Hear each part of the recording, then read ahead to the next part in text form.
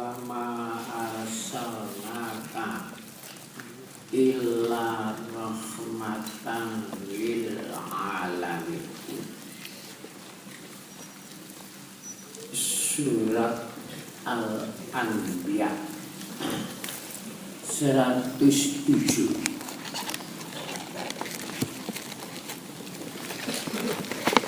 Dan saya tidak mengutus kamu Muhammad melainkan untuk rahmat bagi seluruh alam.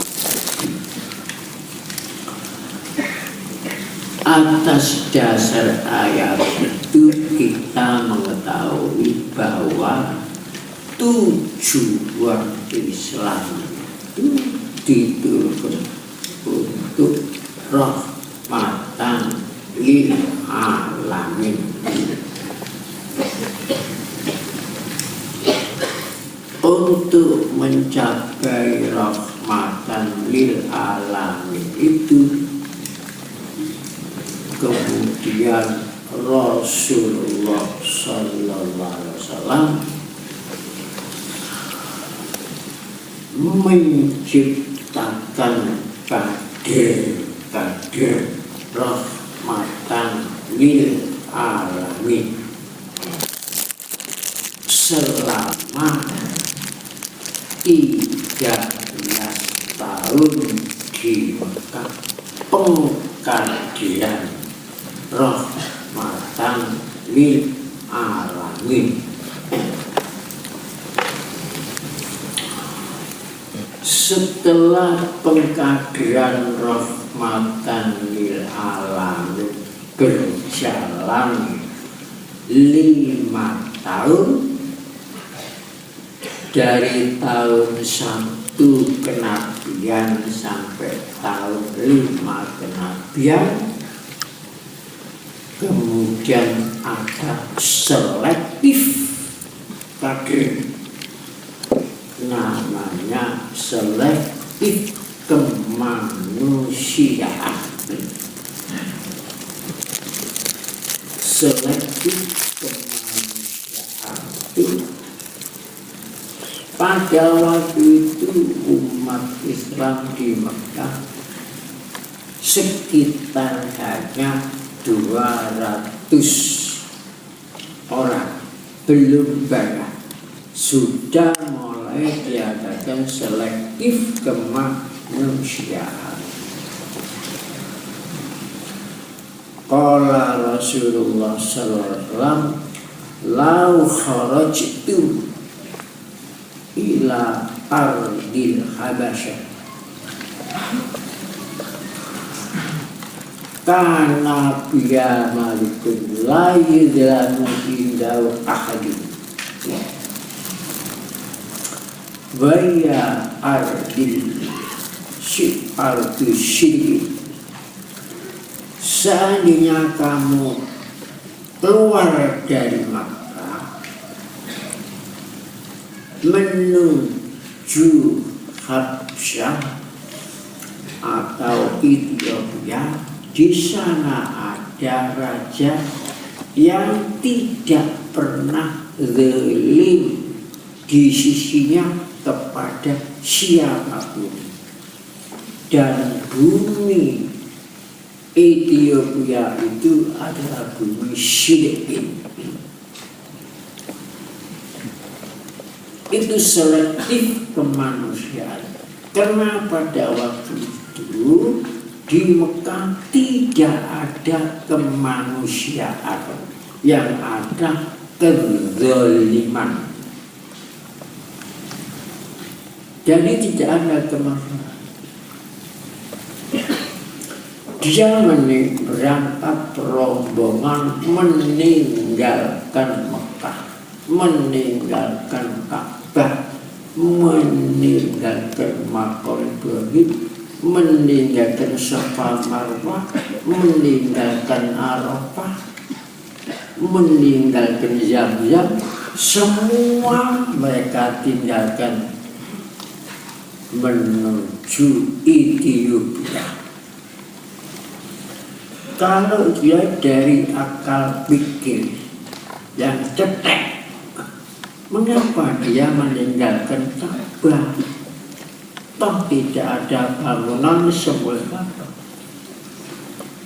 Itu orang yang pikiran dangkal.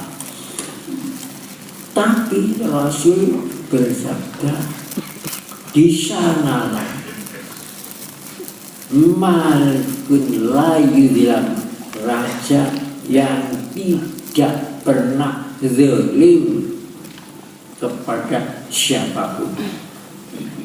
Dan di sini tidak ada kemanusiaan, yang ada kezaliman, maka selektif kemanusiaan. Setelah berjalan, Islam berjalan 12 tahun. Selektif kedua, selektif keimanan, yaitu takdir yang sudah dikadir 12 tahun itu diselektif keimanan, namanya selektif Isra Mi'raj. Dikatakan selektif keimanan bagi orang yang tidak iman kepada Allah dan Rasulullah, tidak mungkin percaya Isra Mi'raj. Itu tidak mungkin. Kenapa Isra Mi'raj itu peristiwa yang tidak ketemu oleh akal.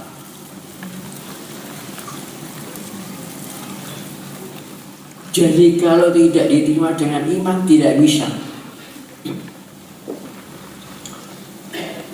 Karena pada waktu itu perjalanan Isra Mi'raj itu cepatnya melebihi cahaya.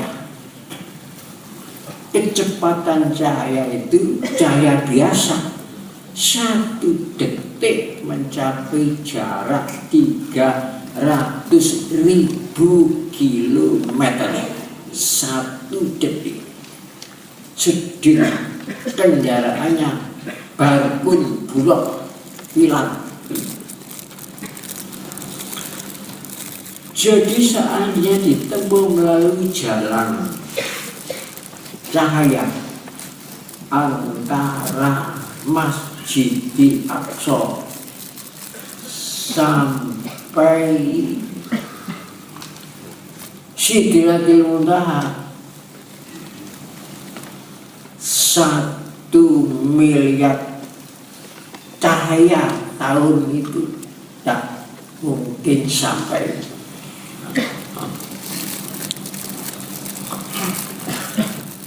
Padahal perjalanan cahaya 1 detik 300.000 kilometer. Seandainya 1 miliar cahaya tahun belum sampai kepada Sidratil Muntaha, akal siapa yang bisa menerima?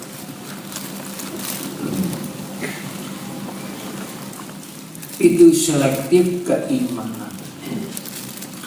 Takdir yang sudah dikadir 11 tahun itu karena ada selektif keimanan, pecah menjadi 3 golongan. 1 golongan tambah yakin, imannya meningkat kepada yakin. Itu yang mempelopori sahabat Abu Bakar Siddiq. Golongan yang kedua murtad, keluar dari Islam. Jadi metu dari agama Islam, yang mengeluarkannya dirinya sendiri. Yang golongan blok ketiga ragu-ragu apa iya Nabi apa enggak, apa bener Muhammad Isra Mi'raj, apa orang, ini ragu-ragu. Jadi tinggal satu golongan yang belum dipimpin sahabat Abu Bakar Siddiq. Setelah setahun dari selektif keimanan, selektif yang ketiga, selektif kecintaan terhadap Allah, kecintaan terhadap Rasul, kecintaan terhadap jihad fisabilillah. Selektif yang ketiga, hijrah Nabi dari Mekah ke Madinah itu pun selektif. Bagaimana beratnya meninggalkan rumah, meninggalkan sawah, meninggalkan perkebunan, meninggalkan keluarga, seluruh hidup semata-mata cinta kepada Allah dan Rasul dan jihad fisabilillah, berangkat ke Madinah. Itu pun setelah di Madinah diseleksi. Mengapa kamu ikut hijrah? Nyatanya tidak semua karena Allah dan Rasul. Ada hijrah karena ingin mengambil keuntungan harta benda. Ikut dalam rombongan membawa dagangan ke Madinah. Jadi bukan semata-mata Allah dan Rasul, tapi karena harta benda. Ada lagi yang ikut hijrah Nabi ke Madinah bukan karena harta benda, bukan karena perjuangan, tapi karena wanita. Karena wanita yang dipinang di Mekah belum selesai, diajak keluarganya ke Madinah, jadi dia kalau zangin ke Madinah buruk. Berarti sudah tinggal berapa? Yang satu sudah lagi pecah menjadi 3. Tinggal berapa persen? Kemudian dari 1% inilah sehingga sedikit inilah yang diajak membentuk organisasi, namanya organisasi Muhajirin dan organisasi Ansori. Yang sedikit itulah dan untuk mendirikan negara Madinatul Munawwarah. Yang sedikit itulah yang menghadapi peperangan sampai 52 kali peperangan. Lainnya tidak.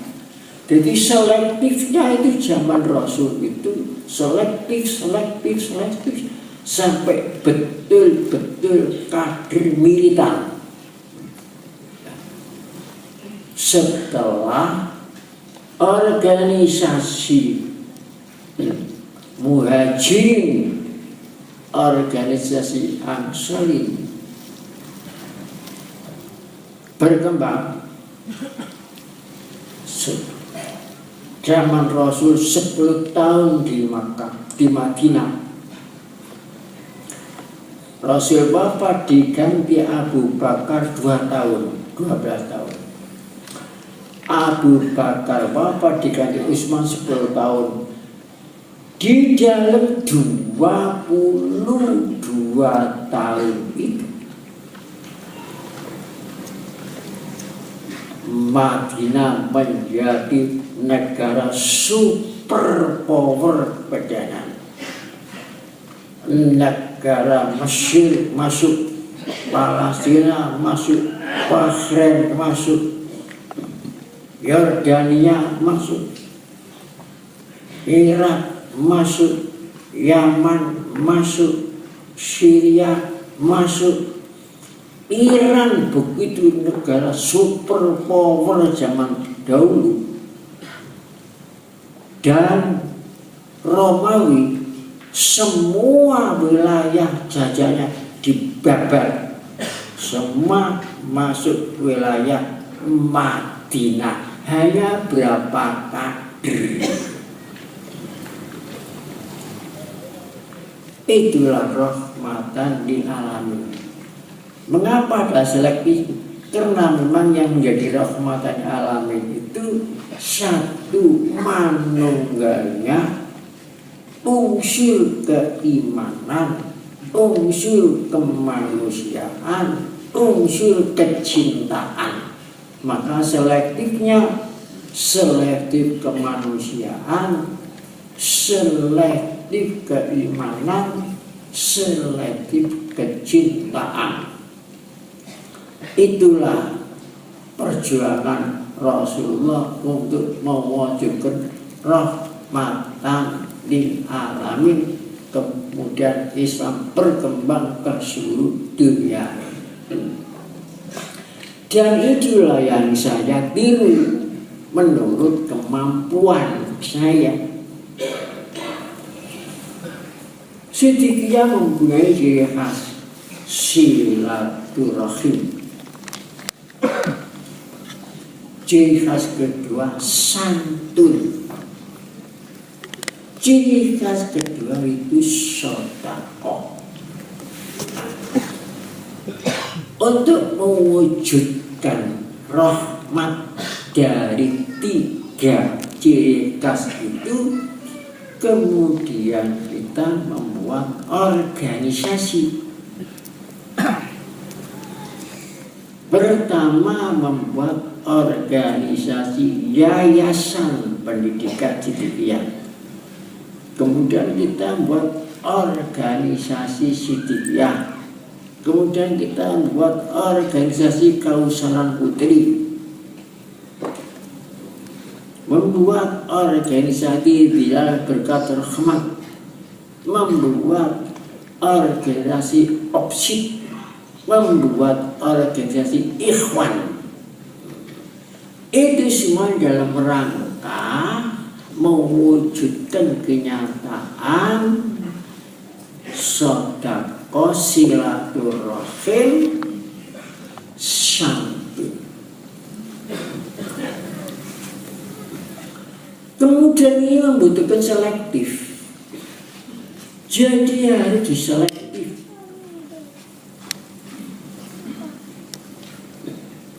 Yayasan Pendidikan Siddiqiyah organisasi butuh selektif. Organisasi dia diselektif. Libra diselektif. Kausaran Putri diselektif. Opsi diselektif. Ikhwan pun tidak luput dari selektif.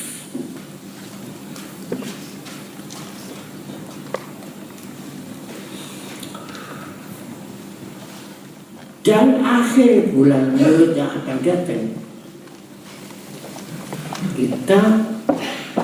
saya akan memberikan pembekalan kepada khusus kepada organisasi Ikhwan Raudhur Yakin di akhir bulan Maret, bertempat di Wisma Cokro-Bambu. Dan saya batasi paling banyak 400 dari Ikhwan. Tetapi ada laporan sudah sudah lebih dari 600. Ini melebihi sudah. Mestinya 400. Jadi ini sudah lebih dari 400. Saya perintah tutup. Sudah tidak bisa menerima lagi. Tidak semua ikhwan bisa masuk pembekalan. Karena selektif. Ada yang tidak masuk, ada yang ragu-ragu.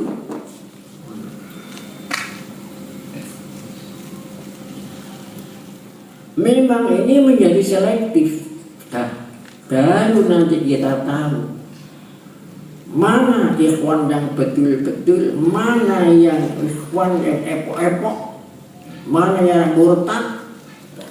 Begitu baru nanti mana di situ ini, mana yang diopsit, yang murtad, mana yang tetap.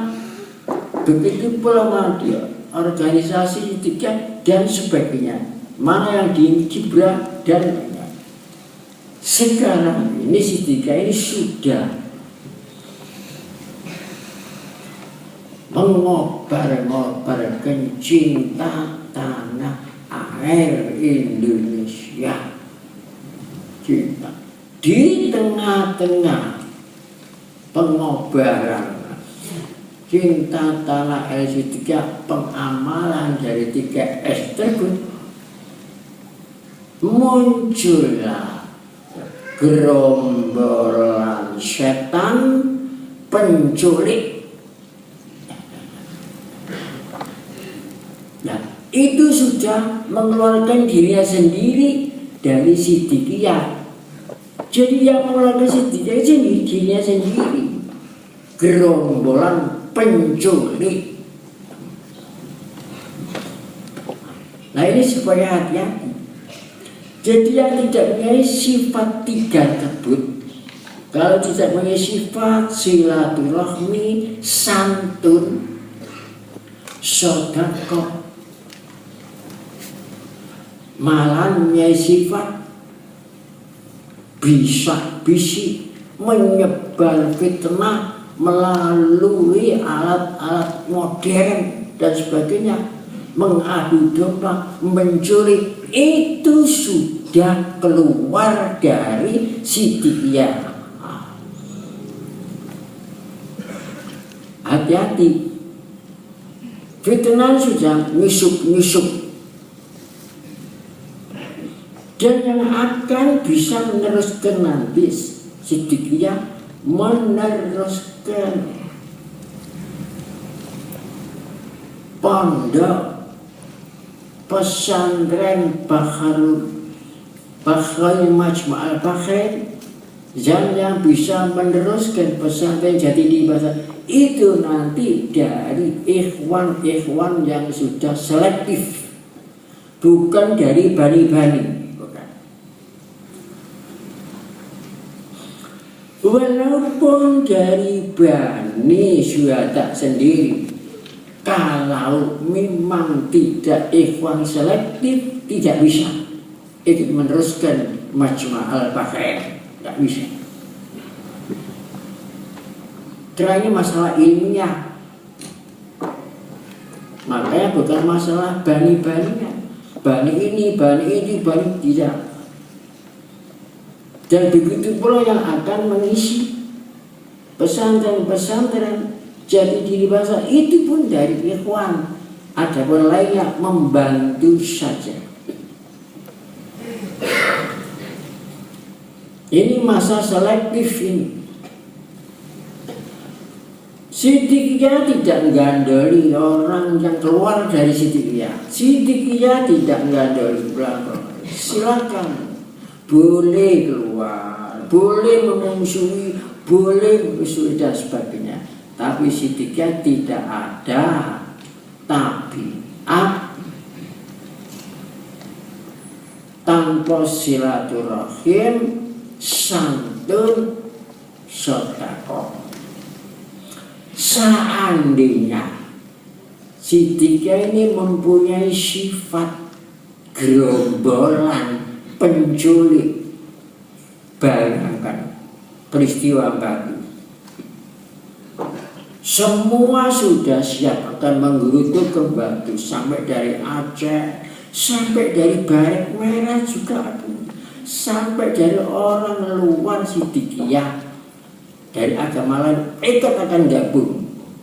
Semua akan datang ke Batu, akan menyelesaikan persoalan Batu. Bagaimana saatnya tidak saya cegah? Waktu pengajian hikmatus shalah saya cegah. Jangan. Siddiqiyah tidak mempunyai watak demo. Siddiqiyah tidak mempunyai watak keras. Sifat Siddiqiyah silaturahim, santun, sedekah. Seandainya tidak saya cegah, sudah menjadi berita dunia. Lihat saja nanti bagaimana kenyataan, bagaimana sekarang wali kota Batu masuk penjara. Ini sudah banyak berentek akan banyak masuk penjara tanpa demo. Jadi tidak ada di Siddiqiyah itu menculik, bisa-bisi, fitnah, itu tidak ada. Yang ada itu setan. Oleh sebab itu kami tidak melarang membentuk setan, tidak dilarang. Tidak melarang memusuhi Siddiqiyah, tidaklah merusak, silakan. Tapi orang-orang Siddiqiyah salah larang. Yang masih taat kepada Siddiqiyah, jangan bertindak keras, jangan menfitnah, jangan bisa-bisi, jangan nyebar-nyebarkan berita yang bohong, jangan menculik. Orang yang diculik itu pun saya pengen ojo balas kira-kira. Tetapi oleh karena manusia punya harga diri, seandainya terus-menerus, silakan melawan, tidak apa-apa, silakan. Bagaimana kalau dilawan nanti? Itu salah. Kalau memang jaga harga diri, orang kalau terus-menerus akan diinjak-injak, cacing saja. Berpihak, apalagi manusia. Sekarang ini sudah ada gerombolan pembisik setan, ini sudah. Hati-hati. Semua organisasi Siddiqiyah harus hati-hati. Harus bisa membersihkan dirinya dari fitnah-fitnah itu. Apakah yayasan pendidikan Siddiqiyah harus usaha membersihkan dirinya? Organisasi OSI, organisasi Ikhwan, semua harus berusaha membersihkan dirinya dari kelompok-kelompok setan penculik itu. Kalau tidak mau membersihkan dirinya, saya pun akan membersihkan dengan cara saya sendiri. Kalau mereka itu mau membersihkan dirinya, berarti mereka itu adalah condong akan ikut menjadi hizbus syaitan, partai setan. Ini supaya diingat-ingat.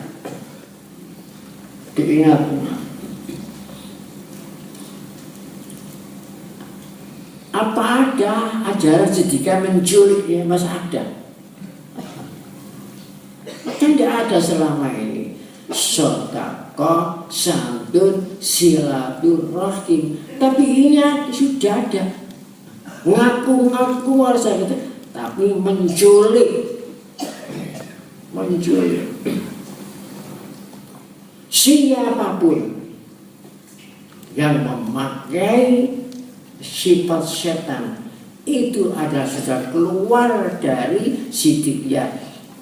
Tidak peduli siapapun, dari manapun, apapun. Lihat itu nanti, apa akibat arisan yang mereka itu nanti.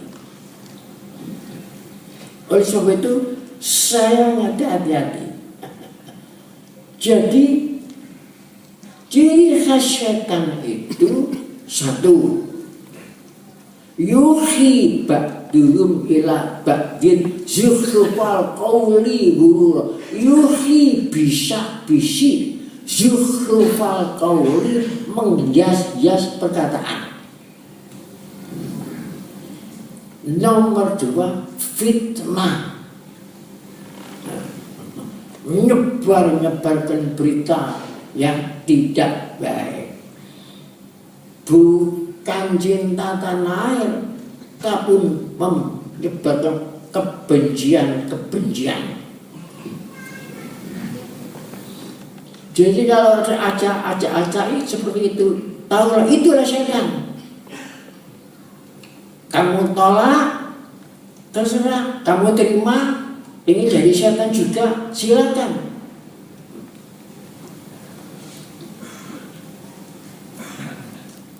Jadi kalau memang organisasi di lingkungan Siddiqiyah tidak bisa membersihkan dirinya dari fitnah-fitnah itu, saya akan membersihkan dengan cara saya sendiri.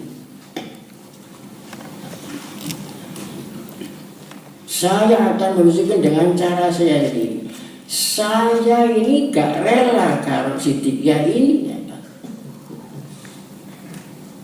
akan dirusak dari dalam. Gak rela. Apapun orang itu lama di Siddiqiyah, apa lama di Opsi, apa lama di Ikhwan, tidak peduli. Itu supaya diingat-ingat. Kalau ingin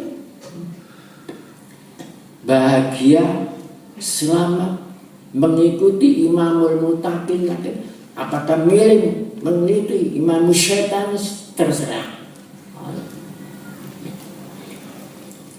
Ini ngebu-ngebunya Siddiqiyah memperjuangkan hubbul waton minal iman, cinta tanah air dari bagian iman, bukan nyebar-nyebarkan kebencian.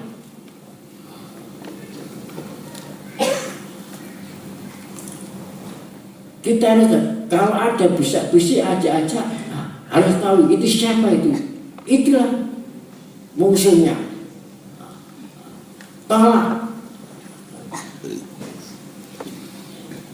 Kalau mengadakan kekerasan, boleh dilawan dengan kekerasan. Kalau ini menghargai harga diri, tidak iya. Kalau saya menganjurkan gerombolan demo, sudah habis masalah batu. Tapi saya dengan bijaksana, saya cegah. Selalu bertentangan dengan sifat Siddiqiyah, pertentangan dengan silaturahim, pertentangan dengan sedekah, pertentangan dengan santun. Jadi kalau ada kata penculik, itu jelas, itu bukan ajaran Siddiqiyah, itu ajaran iblis. Apa yang mengikuti iblis, terserah. Dan semua organisasi ini harus, yang di lingkungan Siddiqiyah harus usah membersihkan dirinya. Kalau tidak sanggup, akan saya bersihkan dengan cara saya sendiri. Kalau dengan cara sendiri, kemana saja, asal masih mancik bumi, tidak akan bisa lolos. Karena saya ini mengikuti petunjuk Rasulullah. Jangan sembarang ini percaya. Ini selektif kader. Semua diselektif sekarang ini. Termasuk akan pembekalan terhadap ikhwan itu ngelektif ikhwan. Karena ikhwan lah yang saya kadang-kadang untuk meneruskan perjalanan. Sedikit perjalanan Majma'al Bahrain ini dari ikhwan.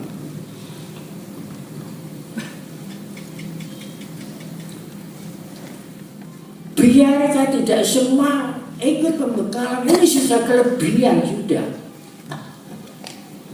Mestinya 400 cukup, tapi ini sudah lebih 600.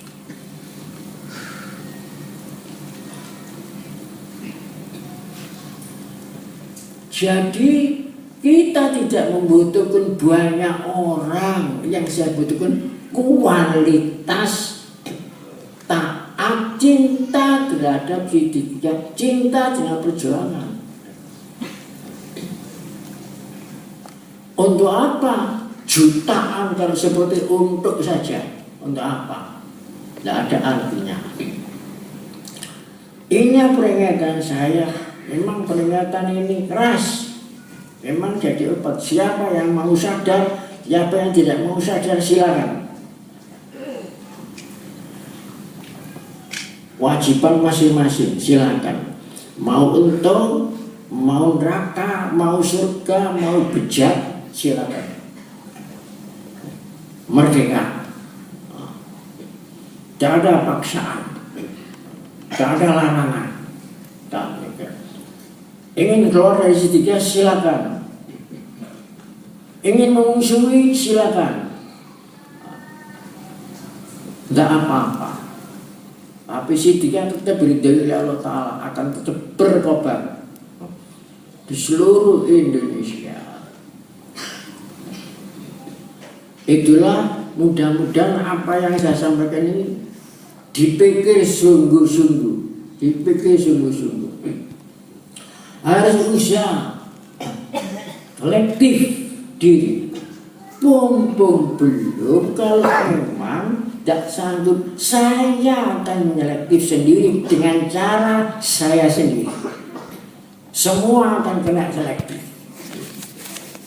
Itulah peringatan saya ini, supaya didengarkan dengan hatinya, bukan didengarkan dengan kuping, tapi didengarkan dengan hati yang betul-betul ingin jadi hamba Allah. Wassalamualaikum warahmatullahi wabarakatuh. Kita pilih wa ma arsalnaka illa rahmatan lil alamin.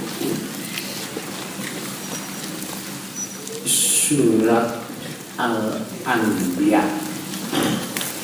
107.